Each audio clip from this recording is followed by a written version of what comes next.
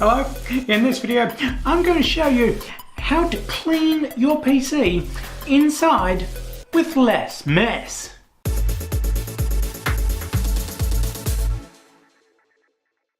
Now what am I going to use for this? Now today I have an air duster, which is practically compressed air in a can.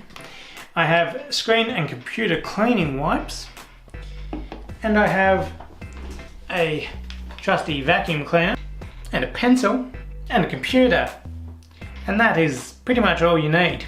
Well, I'm saying that you probably don't need the cleaning wipes or the vacuum cleaner if you're doing this outside. If you're doing it outside, then I don't know, just get a air duster like so and then go at it, or an air compressor with a blower on the end of it, and just like not too high pressure, and blow the CPU out of its socket. But because it's 1 AM right now, that's not real possible for me. Could I film this tomorrow? No, I'm a busy man. Let's film it now. Step 1. Let's get sucking. And now the reason I do this first is just to get all the large cobwebs, dirt and dust out of it first, because you don't want to get the blower to it and then blow it all, and then it's going to get all over your room or house or lounge room, wherever you're doing it. Step 2, the wipes.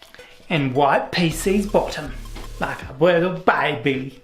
No, not just the PC's bottom, but what I like to do is I get the wipes second, just to, well, for the same reason I use the vacuum cleaner actually, because if you're doing it inside, you just want to get all the gunks off the large surfaces. I'm not saying get this to your motherboard. I'm just saying all the large surfaces outside, on top of hard drives, and like the bottom plane of the case where a lot of dirt just holds up. Step 3, time for a blow. Something to remember when you're spraying air near a fan. Remember to use a pencil or your finger or something to hold the fan, because if you don't and you put this through it, then that's going to make this fan spin really fast, and you possibly even break it. So use a pen or your finger and your brain.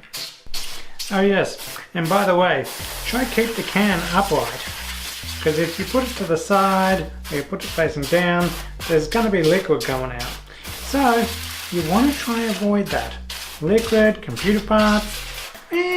Now a top tip for using these little babies, see, they get so cold and eventually they sort of stop working a little bit because they're so cold. And so what I do is I just go over to the bathroom right next to me and I run a bit of hot water over it, and then they're good as new again. Step 4 is much the same as step 2. Get some wipes, and wherever you couldn't really get it all off with this, anything remaining, just get a little bit of a wipe or a paintbrush. Get the paintbrush to it, get into all the little nooks and crannies. My OCD isn't that bad, however, so I won't be doing that. Step 5 is my favourite, because there's no real work involved with step 5, and that is sit down, look, and admire all your hard work.